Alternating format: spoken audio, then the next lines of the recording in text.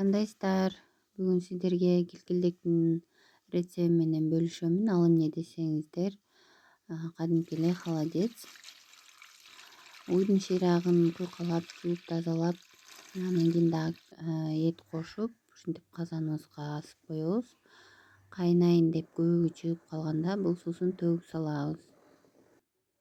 Андан кийин төгүп салгандан кийин кайра башка таза муздак суу куюп, 4 саат кайнагандан кийин бир пияз, бир сабиз, 3-4 лавыр жалбырагын татымына жараша туз, анан карамурчтун тогологунан 7-8 таштап коебуз.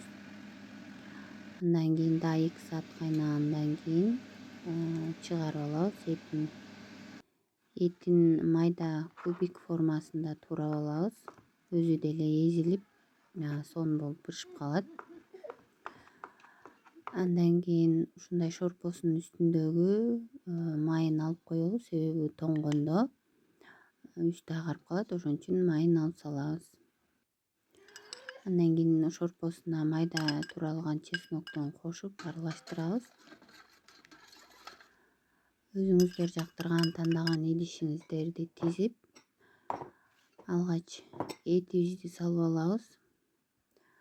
Кооздукту кааласаңыздар, ошол бышырган сабизиңиздерди түрдүү формага да кесип, кааласаңыздар жумуртка бышырып, кооздук кылып койсоңуздар болот. Баарын салып бөлүштүрүп алгандан кийин шорпосуна куябыз.